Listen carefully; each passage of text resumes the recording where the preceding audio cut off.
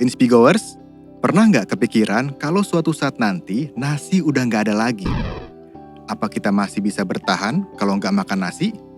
Apalagi orang Indonesia kan identik banget ya dengan belum makan kalau belum makan nasi. Ini mungkin aja terjadi loh. Studi baru dari NASA mengungkapkan kalau di akhir dekade ini tanaman pangan akan terdampak sama perubahan iklim. Dan hal itu akan mempengaruhi ketahanan pangan secara global. Dan di Indonesia sendiri, para petani juga sering menghadapi beberapa masalah dalam hasil panennya. Yang pertama, karena hama. Dan yang kedua, karena perubahan iklim tadi. Nah, ini tentu akan berpengaruh terhadap hasil panennya, yang bisa berakibat gagal panen. Ini bukan cuma berlaku buat para petani beras aja loh, Inspigoers, tapi juga buat semua petani tanaman pangan, termasuk sayur-sayuran. Selain itu, sekarang kita juga menerima banyak sekali produk impor untuk bahan-bahan pangan ini. Bahkan jumlahnya hampir bersaing dengan hasil panen dari produk lokal. Di tengah-tengah situasi ini, ada satu sosok yang sangat concern dengan kondisi ketahanan pangan yang ada di Indonesia.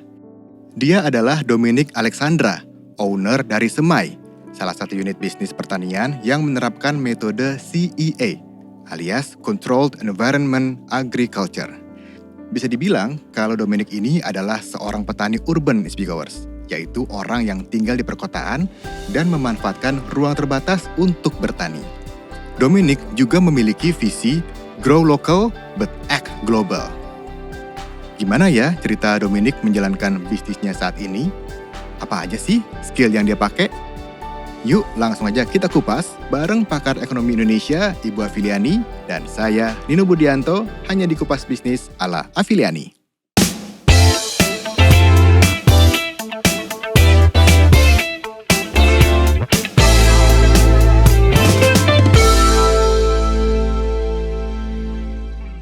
Halo, namaku Dominique Alexandra, aku foundernya Semai. Sebenarnya latar belakang aku nggak ada sama sekali di farming. Latar belakang aku di interior, tapi aku memulai Semai itu karena passion. Sebenarnya memulai jadi petani itu aku mulai di tahun 2014 akhir. Dari 2014 akhir itu, tapi aku masih jadi floral farmer, bukan jadi microgreens dan vegetable. Nah, tapi tahun 2016 itu aku mulai beralihnya bisnis ke microgreen seperti yang ada di sini. Lalu tahun 2018 akhir juga kebetulan aku terdiagnose. Aku tuh ada lymph node dan ada tumor di leher. Dan kebetulan kalau dilihat di USG itu penyebaran aku udah di mana-mana inflamasinya. Aku melakukan researchku sendiri gitu. Pas banget berbarengan aku makan sayuran aku sendiri dan menggabungkan juga dengan si celery juice aku.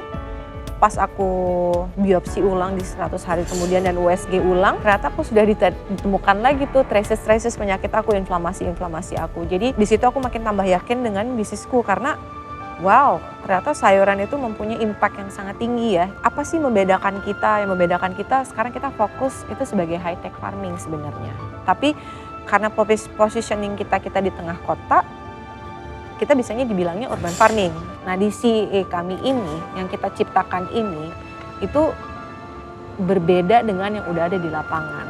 Jadi kan sebenarnya sistem controlled environment agriculture itu ya bisa didapat, misalnya bisa dibeli di Amerika lalu dikirim ke sini. Atau kita bisa pesan itu ada dari China, ada yang juga dari Belanda, atau nggak juga dari Israel. Nah tapi yang ada di Semai ini, kita benar-benar start dari awal, kita membuat sistemnya kita sendiri berdasarkan kebutuhan. Controlled environment agriculture itu sebenarnya konteksnya lumayan luas. Jadi dia tuh sebenarnya untuk memprotek si sayur gitu. Jadi controlled environment agriculture. Jadi ada greenhouse, ada kanopi yang kanopi di pertanian kan kadang-kadang kalau misalnya lagi panas banget mereka kadang-kadang suka kasih plastik atau nggak ditutup atau nggak paranet gitu. Nah itu sebenarnya udah salah satu modelnya seperti itu ya. Nah kebetulan untuk yang di Semai, controlled environment agriculture kita ya memang kita benar-benar high tech farming. Jadi kita benar-benar dari awal sampai akhir itu kita benar-benar mimicking alam. Jadi istilahnya di dalam ruangan kita mempunyai alam sendiri. Apa aja sih yang diperlukan? Ya kita ada angin. Jadi kita punya a little Oh, fan. ada Jadi anginnya juga di si situ ya. tanaman itu dia harus Jadi dancing. rekayasa semua ya, alam Semuanya, ya. Jadi alam ada gitu. angin, ada Iya. panasnya tingkat Panasnya, berapa dinginnya derajat gitu ya. Tapi ruangan kita of course lebih cooler dibanding di luar gitu. Nah, Bikin alam buatan gitu iya ya. istilahnya kayak alam buatan. Tapi Iya, di sini iya. rekayasa genetik enggak. Oke. Jadi kita Iya, cuma iya. mengawinkan antara teknologi dan pertanian. Pertanian. Hmm, Iya, iya. Makanya controlled environment agriculture itu terjadi. Nih pelajaran lagi nih, Iya, apa iya, iya. pelajarannya? Inovasi dan kreativitas ya itu menjadi kata kunci yang dilakukan oleh Mbak Dominik ya. Iya. Karena aku belum pernah lihat di Indonesia gitu yang melakukan seperti ini dan itu berkembang terus kan dari Iya. mulai ini sampai merekayasa teknologi itu menurut aku satu hal yang luar biasa dan itu yang jarang dimiliki juga oleh usahawan. Nah menurut saya ini adalah salah satu ke depan pasti sukses. Oke, sekarang ini kita mau cobain sayur-sayurannya Sayurnya. yang dari Mbak Nomi ya. Oke, aku pilihin yang pertama yang ini dulu ya. Oke. Ini namanya Oke. red vein sorrel. Red vein sorrel. Iya, ini Bu. Oke. Red vein sorrel. Red Nah, vein. Oh, vein kayak ini ya. kayak nadi. Nadi. Makanya dia Bentukannya ada kayak nadi. merahnya kayak gini. Itu ya rasanya. Oh, tengahnya ya. Jadi kalau dirasain awalnya Ada Asem pahit-pahit ya? tapi asam gitu ya. asem. Nah, red vein sorrel ini memang dia banyak dipakai untuk di garnish. Oke. Tapi kalau di semai itu sekarang buah bukan hanya garnish. Ini sangat bagus buat sinus dan lungs. Oh gitu. Paru-paru. Iya.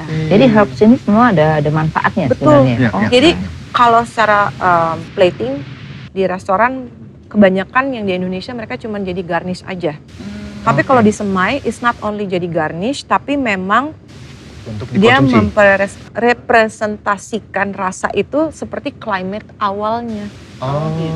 Jadi kalau di Indonesia makanya kita lihat jadi sorrel itu nggak ada rasa karena dia tidak bertumbuh di climate aslinya. Sedangkan di controlled environment agriculture ini dia di climate aslinya sehingga dia mengeluarkan rasa. Lalu next, nah ini namanya rainbow Swiss chard.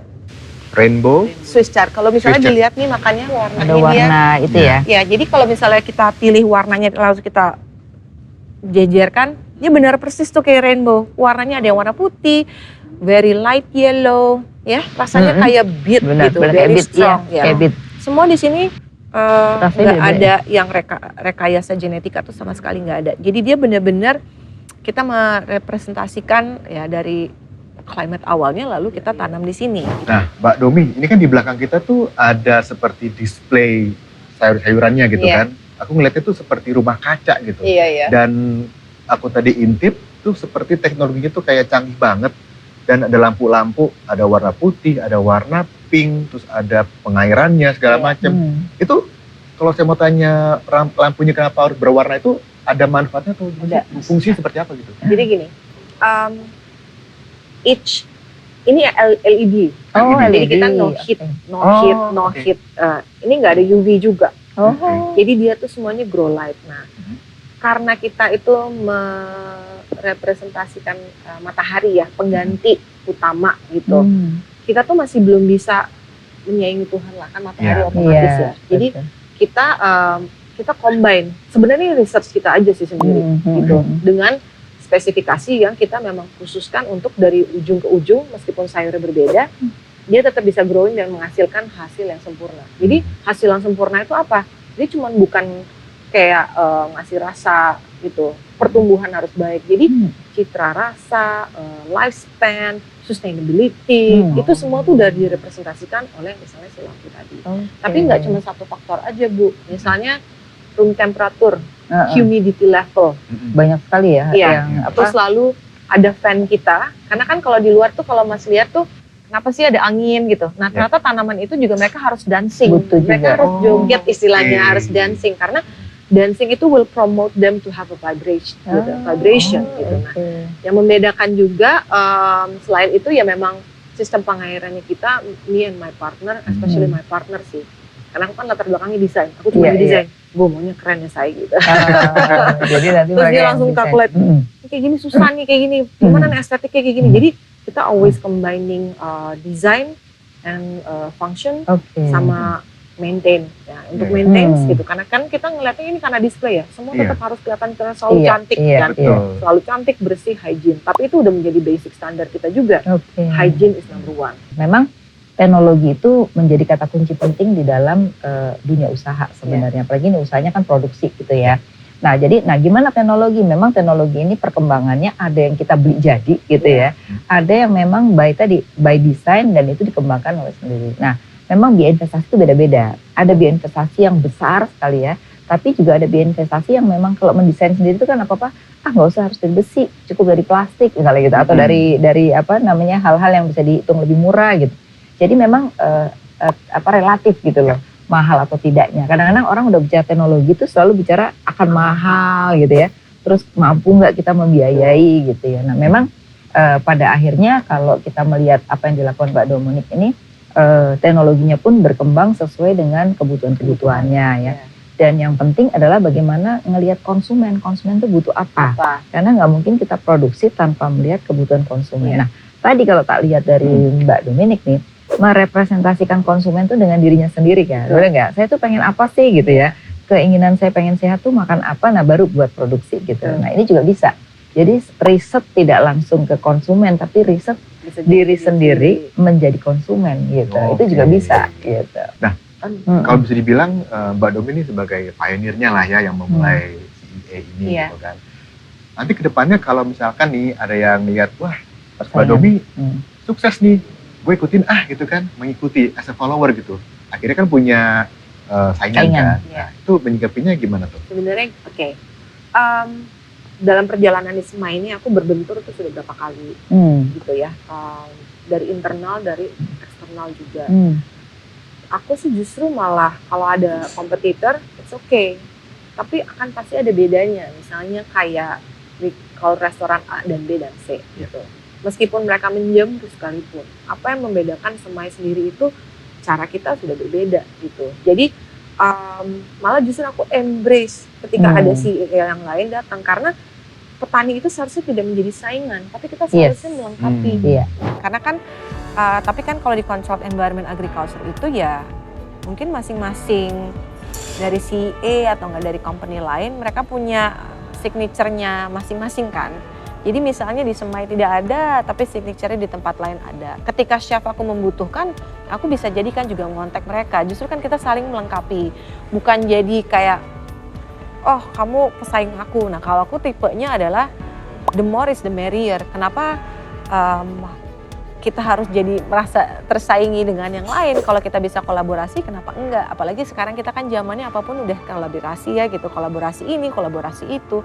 Sama sih untuk di farming juga kenapa tidak gitu. Sekarang saatnya kita kasih kesempatan buat curhat nih ke Ibu Afi. Apa sih yang kepengen dicurhatin nih ke Ibu Afi? Karena kita masih newbie banget ya Mas, maksudnya researchnya masih banyak banget. Justru aku pengen punya tuh cita-cita yang sangat tinggi sekali gitu, membantu ketahanan pangan di Indonesia Ibu gitu. Kan ini kita juga tahu karena mungkin yang masih pertama, semua masih terbatas, ingin memasyarakatkan ini sih Bu. Jadi ini bagaimana sih Bu caranya untuk memasyarakatkan ini. Kedua, tujuan aku kedua ini adalah untuk pengen generasi kita yang berikutnya itu tuh aware dengan bagaimana anak-anak kita itu makan lebih sehat dan how to grow your own foodnya itu menjadi movement.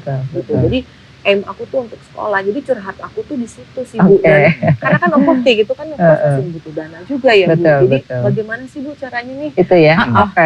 Nih jadi gini Mbak, kalau kita lihat apa yang disampaikan tadi, pertama yang generasi tadi ya itu menarik gitu. Jadi sebenarnya kita bisa sosialisasikan dan nggak perlu dana besar, kerjasama dengan berbagai sekolah. Ya bisa dari mulai SD atau bahkan playgroup gitu ya. Jadi kerjasama dengan mereka dan biasanya kan ada yang namanya CSR perusahaan kan. Ya, CSR perusahaan itu mungkin yang bisa mendanai lokasi dan ininya di sekolah, labnya gitulah ibaratnya. Terus nanti Mbak yang mulai mengajarkan TOT atau training for trainers gitu ya untuk mengajari anak-anak itu, dan itu bisa menjadi ekstrakurikuler. Nah ini kalau bisa dikerjasamakan dengan Departemen Dikti ya, itu bisa seluruh Indonesia. Jadi generasi itu akan bisa lebih cepat untuk disosialisasikan, itu satu caranya. Nah yang kedua Mbak bisa juga dengan cara, sekarang ini kan banyak petani kita yang miskin, benar nggak? Nah kalau dia diajarkan dengan cara Mbak ini, dia pendapatannya pasti naik. Karena tadi punya value, ya kan? Value. Dan kemudian tingkat pembelian orang tuh udah nggak lihat harga, nggak nawar-nawar deh orang-orang yang mau makan ini kan gitu. Nah, mungkin juga bisa bekerja sama dengan asosiasi-asosiasi petani ya untuk nanti di scale up gitu. Sehingga nanti Mbak Dominic bisa mengajarkan mereka dan Mbak Dominic bisa menjadi yang memarketingkan barang-barang mereka dengan produk yang sama. Gitu. Nah, artinya apa? Di sini tujuan mulianya justru bisa meningkatkan pendapatan orang miskin dan itu kan tidak bisa dilakukan oleh pemerintah secara keseluruhan ya, karena dana pemerintah sangat terbatas gitu. Jadi dua hal mulia bisa terjadi, anak kecil bisa aware sehingga mungkin nanti kalau mereka besar mereka di rumahnya akan membuat ya untuk bertahan hidup paling tidak gitu. Nah, ini akan menyelesaikan masalah krisis pangan itu sendiri gitu. Itu dua hal gitu. Jadi untuk investasi mungkin nggak perlu juga harus Mbak yang lakukan. Mungkin dengan nanti proposal itu CSR perusahaan, nah perusahaan tuh nanti bisa melakukannya, bikin teknologinya tuh di setiap sekolah gitu. Nah di Indonesia kan ribuan perusahaan, jadi satu perusahaan bikin di 2 sekolah aja, udah pasti semua sekolah di Indonesia bisa. Bisa dulu ya, wah ini menarik banget ya, maksudnya ya not just only talk about business, tapi kan how do you give back to the world. Benar. Karena kan memang, ya kan aku juga punya anak ya, of course kan aku pengen anakku juga tahu bagaimana memprotek dirinya sendiri. Dan ini dibikin jadi benar-benar scalable dan mass gitu loh. Benar, apalagi sekarang kan Mbak tahu harga-harga lagi inflasi ya. Harga-harga naik gitu ya, orang juga punya kemampuan bayarnya menjadi terbatas. Sehingga biasanya akhirnya daya beli turun. Nah dengan mengkampanyekan ini, mereka bisa bertahan hidup dengan memiliki di rumah sendiri. Nah itu. Itu Mas Nino. Gimana Mbak Domi? Aduh aku happy banget sih. Karena dari sini aja tuh aku langsung berpikir. Langsung jalan lagi ya? Langsung jalan lagi nih. Ini apa ya?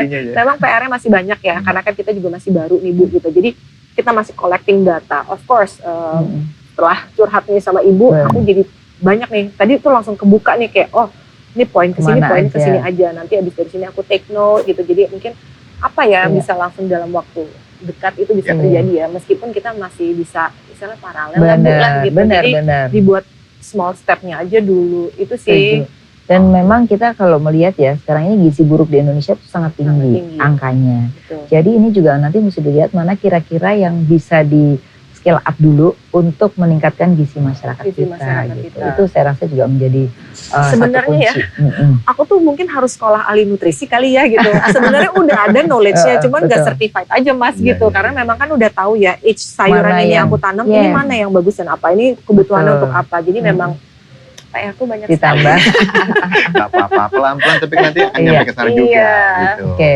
Nah jadi Mas Nino dari hal ini mungkin bisa kita simpulkan ya. Jadi kalau kita lihat dari problem solving itu ketahanan pangan bisa kita selesaikan sebenarnya dengan hal scale up ya, bekerja sama dengan tadi pertanian maupun anak-anak muda supaya mereka bertahan hidup ya.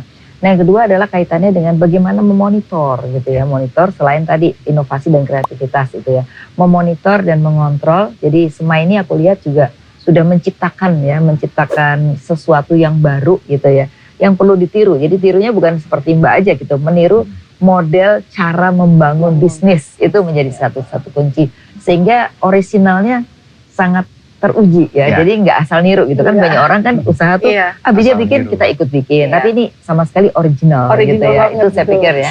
Terus kemudian juga harus menggunakan cocok itu harus punya passion tadi yang menarik tuh passion. Supaya apa? Supaya bisnis itu bisa kita lakukan dengan passion kita. Kalau kita nggak punya passion, akhirnya bisnis itu bisa jadi gagal di tengah jalan. Itu sih kuncinya. Gimana dengan teknologinya yang dipakai sama Mbak Domi? Ya, teknologinya ini tidak membeli jadi, tapi dia berkembang terus ya, berdasarkan kebutuhan dikembangkan. Kemudian baru diciptakan. Jadi ada partner yang menurut saya itu nggak apa-apa. Jadi bisnis itu tidak harus sendiri gitu. Ketika kita butuh partner nggak masalah gitu. Yang penting partner itu bisa sejalan dengan kita, sehingga tidak di tengah jalan itu justru merepotkan kita gitu. Saya rasa itu sudah cocok. Nah, Inspigowers, ada 3 skill nih yang kita pelajari dari obrolan kita kali ini. Yang pertama yaitu complex problem solving, yang kedua itu monitoring and controlling, dan yang ketiga adalah technology use. Ketiga skill tadi gak cuma bisa dipakai oleh pengusaha seperti Mbak Domi, tapi juga bisa dipakai oleh para young professionals di kantoran ya. Penasaran gak sih gimana Dominic yang latar belakangnya desain interior bisa menjalankan bisnis pertanian yang menggunakan high technology? Cari tahu jawabannya yang paling lengkap hanya di podcast Kupas Bisnis ala Afiliani yang cuma bisa didengerin di aplikasi Inspigo. Langsung aja download di Play Store atau App Store.